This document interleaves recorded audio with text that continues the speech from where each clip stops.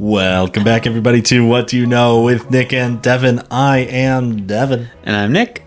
Thanks for being here, everybody. It's so good to see you all back here for the second episode of Season 2. Glass shattering everywhere. Perfect. Every episode. Every episode, we just break more glass. This is so much glass. What's their glass budget? Okay, so Nick, I have a question for you that's completely unrelated to my topic. Sure. Have you ever heard of the announcer's test? No. Excellent. It's something I heard or saw, I suppose, on TikTok, of course. Sure.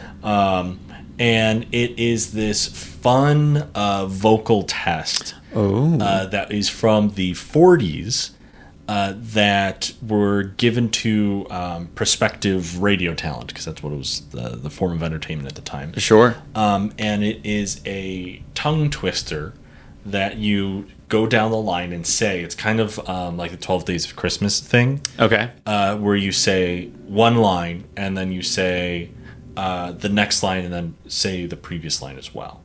Does that make sense? So like it would be like grapes are purple, roses are red, grapes are purple. Yes. Okay. Yes.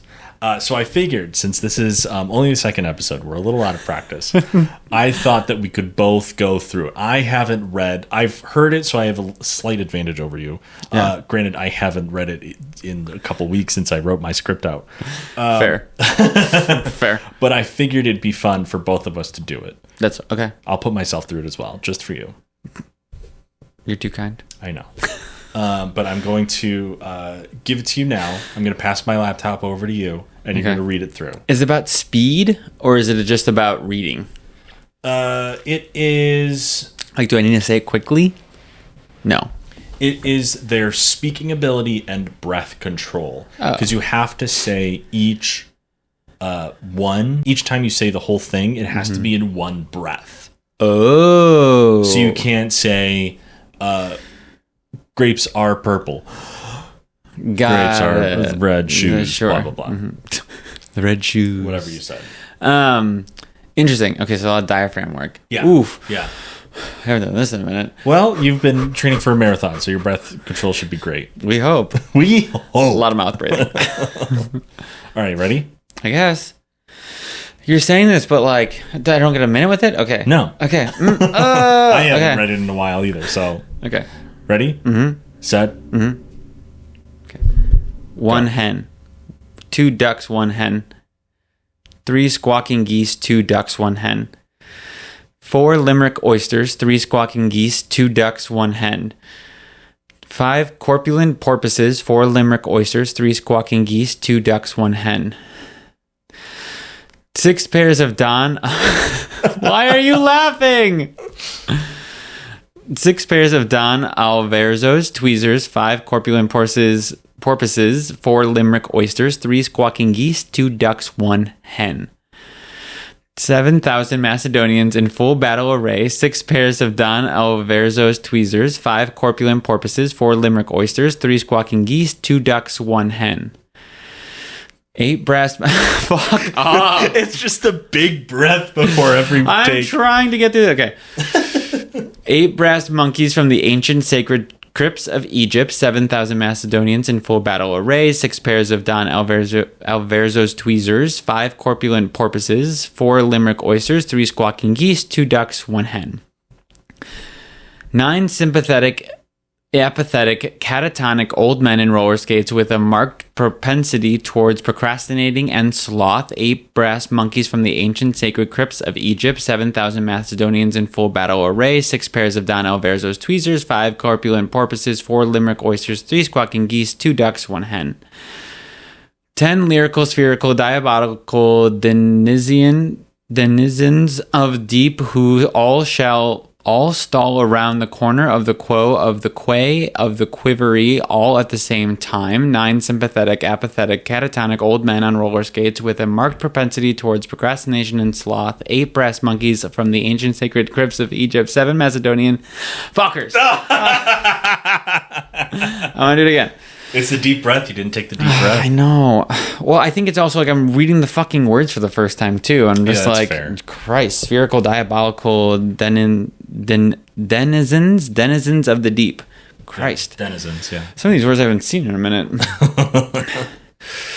10 lyrical, spherical, diabolical denizens of the deep who all stand around the corner of the quo, of the quay, of the quivery, all at the same time. 9 sympathetic, apathetic, catatonic old men on roller skates with a marked propensity towards procrastination and sloth. 8 brass monkeys from the ancient sacred crypts of Egypt. 7,000 Macedonians in full battle array. 6 pairs of Don Alvarez's tweezers. Fuck! Okay, last time, and then it's yours. Okay. 10 lyrical, spherical... Get a deeper breath, bro.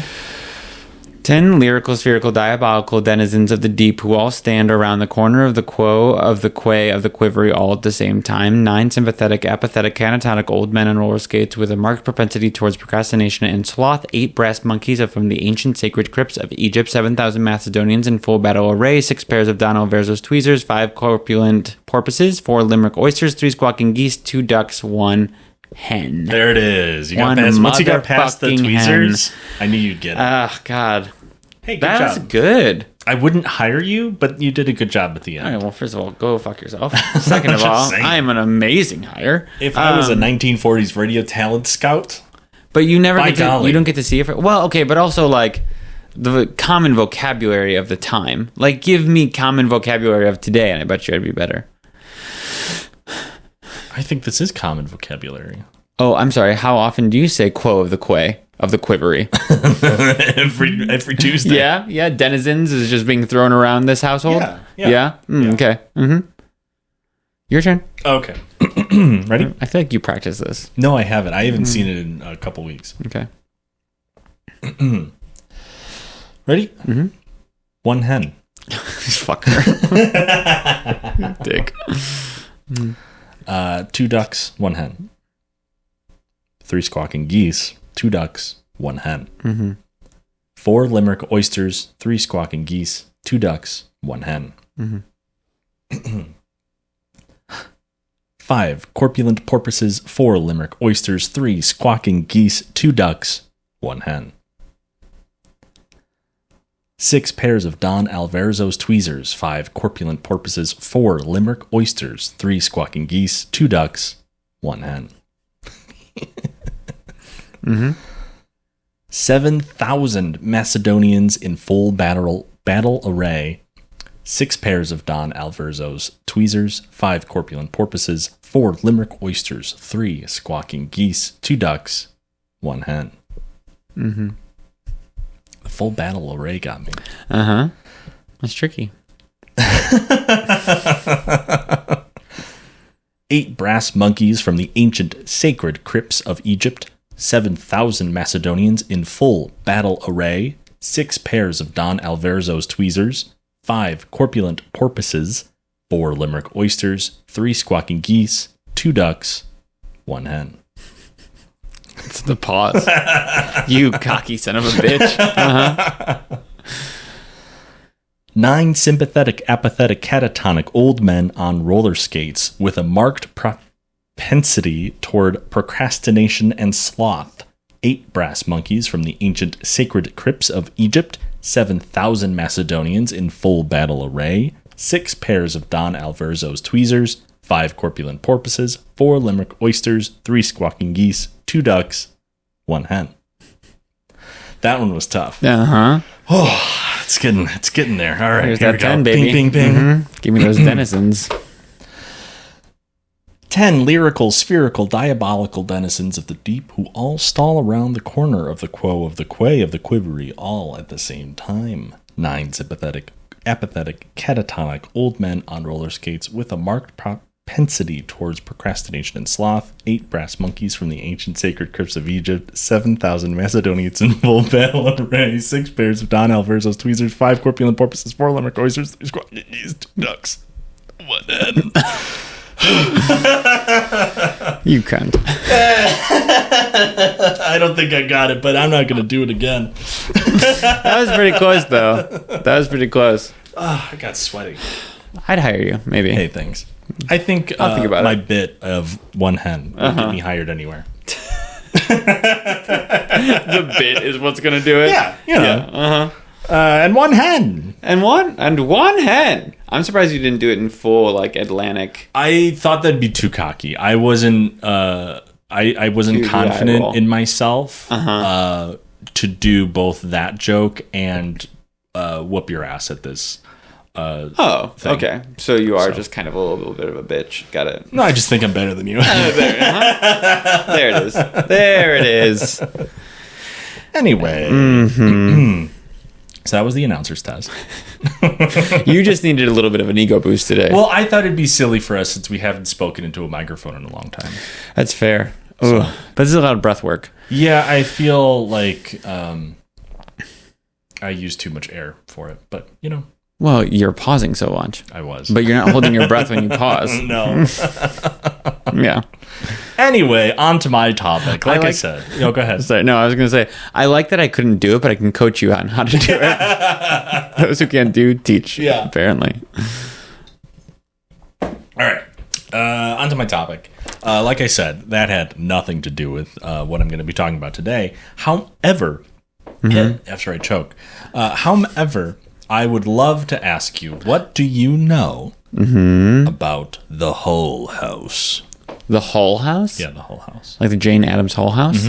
I know it's called the Jane Addams Hull House. Perfect. And I know who James Addams is. And it was kind of, it wasn't like an orphanage. It was like a refugee place. That's all I got. Excellent.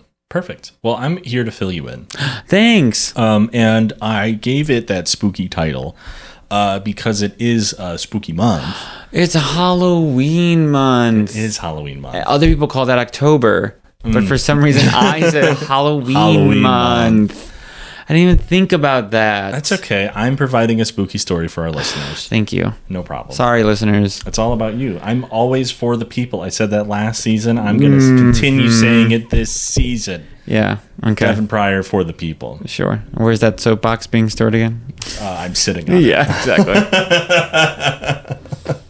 All right. So the Hull House. The Hull House. Just a little bit of background on the Hull House because it's a very important institution, especially here in Chicago. And I'd like to give a little bit of history for that. Sick. So for those of you who don't know, the Hull House was co-founded by Jane Addams, like you said, and Ellen Gates Starr in 1889. It was set up as a settlement house. Oh, that's it. Yeah, which is a place that would provide services to low-income neighborhoods to help alleviate the stress of poverty in those areas. Sorry, it's just funny phrasing. Like, I'm going to alleviate the stress of poverty. I can't get you out of it, but I'm going to help you through it. I'm not going to give you any money. Right. Which is the only thing that helps you get out of poverty. You want money? No. No. Here's some slop. Okay. Well, like, it wasn't just slop. I don't know if they actually provided any type of food. But, like, some of these services that they did provide were daycare, English classes, and healthcare. You know, the important things. I mean, like, yes, it was very good and a very good thing. It is just a funny sentence structure. The phrasing of alleviate poverty. Yeah. I get it. Hysterical. So these settlement houses were operated and occupied by volunteer middle-class workers who, on top of providing those aforementioned services, would also trade knowledge and culture with the folks they were helping. Okay, fair. So they learn about each other and help build a better and stronger community. Fair. And this was all part of, the Hull House included, was all part of the greater settlement movement that began in the 1880s and peaked in the 1920s. It was a reformist social movement that took place in the UK and the US. Okay. So it wasn't just the Hull House being the only settlement house. Sure. It was all over the place. But this is probably one of the more famous of them. Yeah. Especially in this area. So this particular settlement house called the Hull House was located on the near west side of Chicago at 800 South Halsted. Yeah, it was, baby. Still is. Now, I'm sure our astute listeners have noticed that neither of the co-founders have Hull in their names. It is Laura Jane Addams. I didn't know Jane was her middle name. I didn't know that either. And then Ellen Gates Starr, as mentioned before. Not a Hull even in their middle names. So where did the Hull come from? Tell me more. The Hull House was named after the original owner. Charles Gerald Hull. Gerald spelled with a J. I really thought you were going to be like, it was built from a ship. No, that'd be pretty cool. That'd be pretty cool. Now, Charles, he opened the home up to help out fresh off the boat immigrants from Europe. Nice. There's that boat reference. There's the boat reference. Thank you. That's very nice of him, though. Yeah. So its intention was always to help immigrants and help the community, which is pretty cool. Yeah. So just 22 years after its opening, the Hull House grew to 13 buildings. It expanded from just the one mansion to 13 and added a summer camp the next year in 1912. How cute. Summer camp. That's a fun time. It was such a successful settlement house that it kind of became the gold standard for the movement as a whole, as the social reformist movement that I mentioned. And by 1920, there were around 500 settlement houses nationwide. Oh, damn. Yeah. Especially for the resources available at the time. Yeah. The Hull House provided incredible social, educational, and artistic programs that helped countless folks during its period of operation.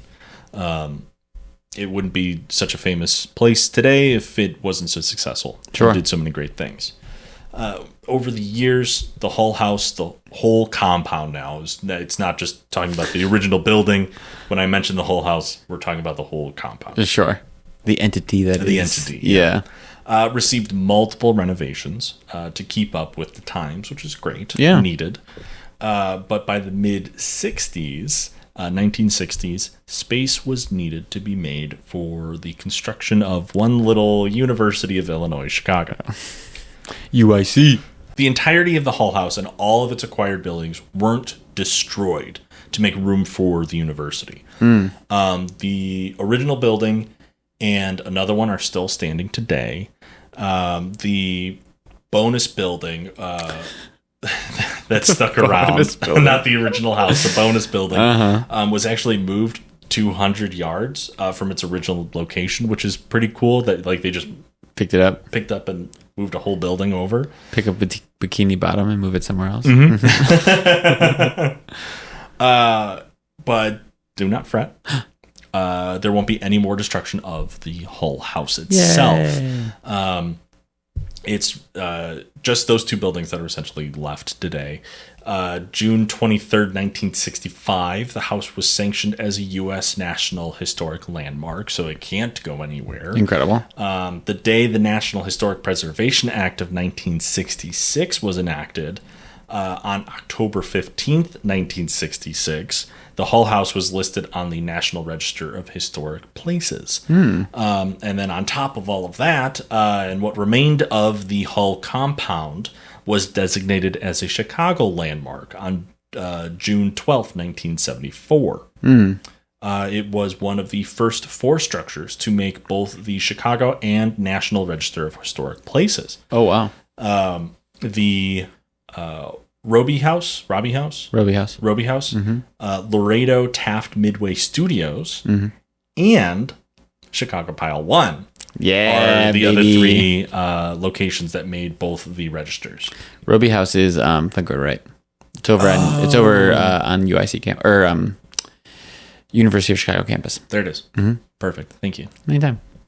It's also not lost on me that right around the corner from the Hull House is Little Italy, and then just south of the Hull House is Pilsen. Yeah. Which was predominantly Polish and then shifted to being predominantly Hispanic. Right. So that's interesting. Okay. History. If you will.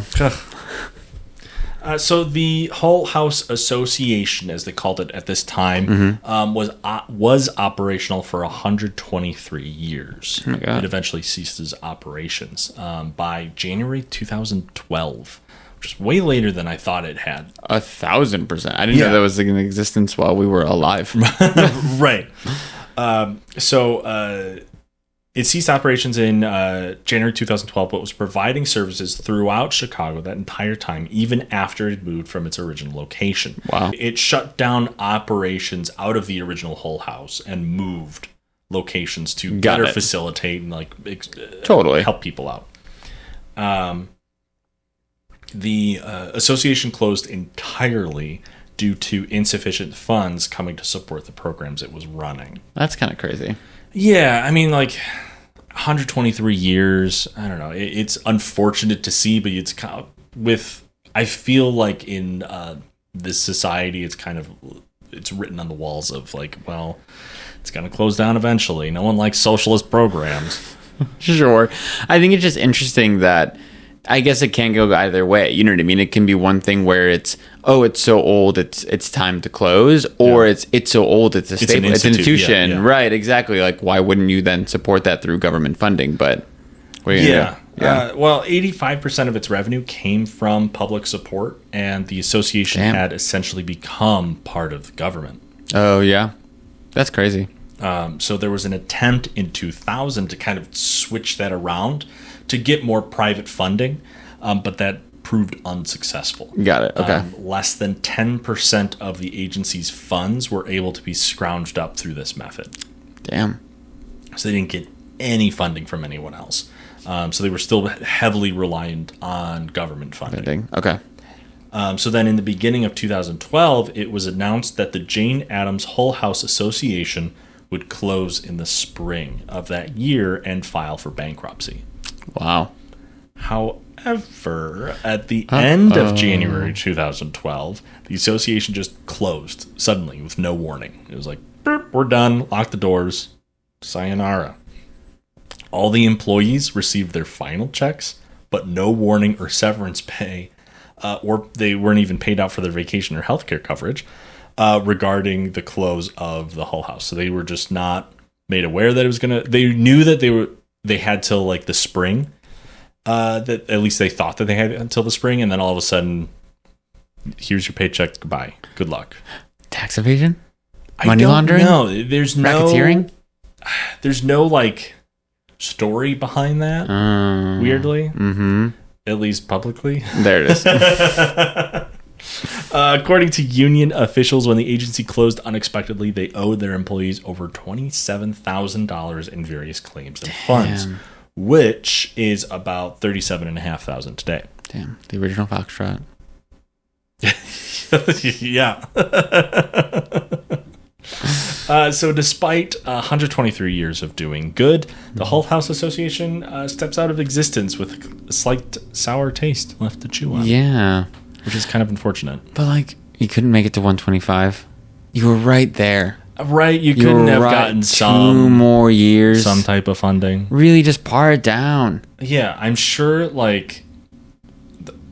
If you had made it to 125, it would have been all right, we'll institute. Probably. Yeah. So, but I mean, at least you get 1, 2, 3. That's true. I guess you're gonna do it. You know what I mean? Scratches some brain itch. Right. Exactly. So it's just kind of that sucks that they just shut down without helping out their employees. Right. But however, there still is the University of Illinois Chicago's Jane Addams Hull House Museum. That still stands and operates today. Nice. That's the full ass name of it too. Just so you're aware. They went long name. And no fun acronym. I also like that Mary Starr gets just booted to the curb. Yeah. Ellen Gates Starr? There it is. No, yeah. That proves your own point. Yeah. But you couldn't call it the Adams Starr Hull House. Right. You know what I mean? You had to do Jane Addams, Laura Jane Addams. Why does she get right? I want to know what's so special about Laura Jane. Well, we'll do a seance and find out. Do you think... Oh, she clearly didn't go by Laura Jane because she went by Jane. Jane Addams. Yeah. But Laura Jane's so, I feel of the time. You know what I mean? Laura Jane's a good, Southern belle name. Yeah. Laura Jane, you get your butt back here. You get your behind back here. Yeah. Come here, Laura Jane. Yeah. Get her. Nope, we get the University of Illinois Chicago's Jane Addams Hull House Museum. That should be the test. That's the announcer's test. The announcer's test. I did want to say too, after you did the test, I was like, and through his dyslexia. That was the tough part. Yeah. That's what I was really worried about. I was like, he's going. He can do it. I'm going to give it another go at the end of this episode. There it is. I got to do it for myself. So we still have a museum that still stands and operates today. Once again, is the University of Illinois Chicago's Jane Addams Hull House Museum. I hate you. In one hand. It is located at and operates out of the original Hull Mansion. Nice.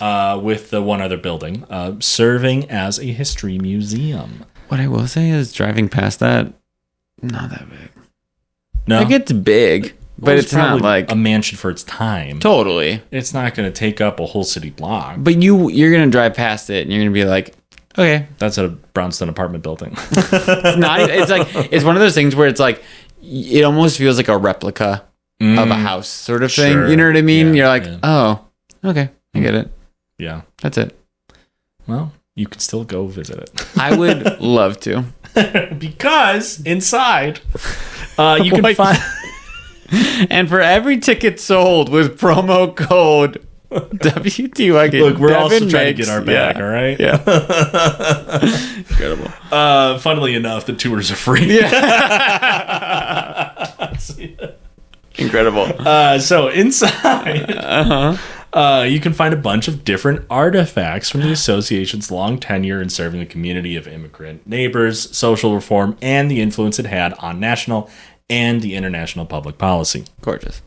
It has a collection of over 100... This is actually the most fascinating part. It is a collection of over 100 oral interviews of people sharing their stories about the Hull House and the surrounding areas. So you could learn a lot about the Old Pilsen neighborhood or Little Italy and stuff like that. That is pretty cool. Also, just to plug them a little bit, you can visit the museum for free. For free! So I don't get any commission off of this. Still mention our podcast, I guess, to spread the word.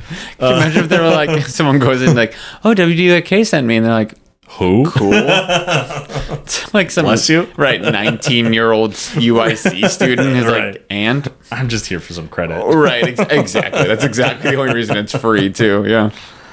So you can visit the museum for free to see all of these amazing historical artifacts, and they also provide guided tours. To get incredible insight into the history that you are peeping at while at the museum. Maybe we don't say peeping. I said it already. I don't like that. But as a heads up, during the month of October, the guided tours are only offered on Tuesdays. So they can accommodate the Haunting of Hull House tours. Did I say haunting? Yes, I did. It's haunted, folks. So much happened in 15 seconds. So much. Yeah, well, here we are. I mean, I would also assume that it would be haunted. There's so much that happened there. Yeah, exactly. And I did say I was going to get into a little bit of the spookiness. Spooky. It is Halloween month, as you say. As one says. As other people say, October. I bet your wife would agree with me that it's Halloween month. Okay. We'll find out. Yeah. I'll let you know. Okay, so it's haunted. Long story short, that's the end. But no, I want to talk about why it's haunted or what's haunting it. Yes. Ooh. So notes of the Hull House's haunting has been a thing since Jane Addams moved into the dang place way back in 1889. So long. Jane says, quote, "I'm going away to Spain when I get my money saved. I'm going to start tomorrow. I'm going to kick tomorrow," end quote. Does that mean anything to you? Does that ring any bells like the 1987 hit Jane Says by Jane's Addiction? No, this joke's flying over you. Some Gen Xer will get it and laugh. It's fine. Okay. Oh. No, you don't get it. No, I was trying to give it to you. No. It's all right. I don't need that pity. I don't need that. You got your ego boost at the top of the episode. Yeah. I'm riding high. Yeah. Anyway, Jane actually wrote in her book, 20 Years at Hull House, that she had heard the building had a, quote, half-skeptical reputation for a haunted attic, so far respected by the tenants living on the second floor that they always kept a large pitcher full of water on the attic stairs. Their explanation of this custom was so incoherent that I was sure it was a survival of the belief that a ghost could not cross running water, but perhaps that interpretation was only my eagerness for finding folklore. End quote. Oh. We got some ghosts. She's quite the writer. She wrote like at least 2 books. Maybe more, but at least 2. It's like, I thought you should be helping people, not writing things. Jane. Laura Jane. Yeah. So these... there are enough stories related to the haunting of the Hull House that the museum offers the aforementioned haunting Hull House tours, and the mansion has been added to several Ghosts of Chicago tours that are popular, particularly around this time of year. Because it's Halloween month. I hate you. So, who's haunting this historical location? Behind door number 1, you'll find... Charles Hull's wife. It wasn't set up well. You biffed it. You biffed it. It's okay. So right off the bat, we have Charles Hull's wife who died in the house in 1860. Aww. I know. Other residents of the home who had died there are also potentially haunting it. Sure. Supposedly, these people died of natural causes, but who knows? Nice. These residents died there during the 70s when the house was used as an old folks home. Supposedly, like I said, they also supposedly haunt the mansion. But probably one of the most famous stories, there are 2 famous stories, but one of the more famous ones, and there are several different versions of this story, surround the haunting of the Hull House, is the Devil Baby. Devil Baby. No, I heard that. Oh, okay. You just made a face like you didn't hear me say Devil Baby. I think it was more of a face of towards like, what? Fair. Like a Rosemary's Baby situation? Sure. Okay. So back to the Devil Baby. In 1913, a man was so against having a picture of the Virgin Mary hanging in his home that he proclaimed he would rather have the devil themselves in his house than see that woman on his walls. So the powers that be said, bet. Here's your baby, born with pointed ears, horns, scale-covered skin, and a tail.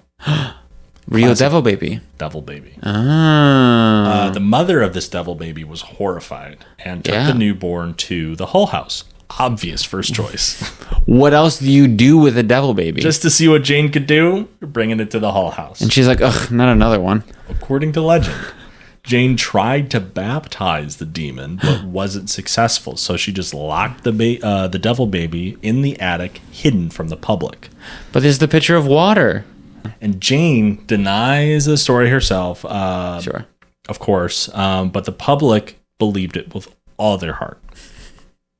Folks were lining up down the street for a chance to try and prove the demon's existence. Oh. They often begged or tried to bribe staff and residents to gain proof, to either let them in or just have any sign of proof.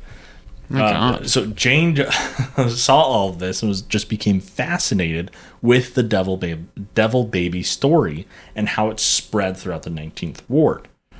Jane the reason why she was fascinated is because she saw this story as a tool for women to express themselves, reestablish their voices in their homes and communities, make them storytellers with matriarchal influence again. Interesting.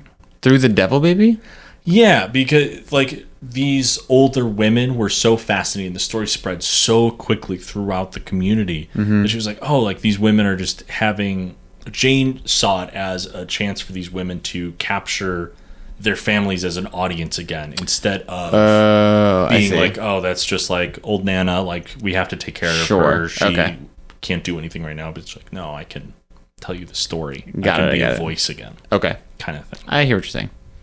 So that's the Devil Baby story. There are so many different versions of it that I think are just different culturally, like between like different immigrant communities. Sure.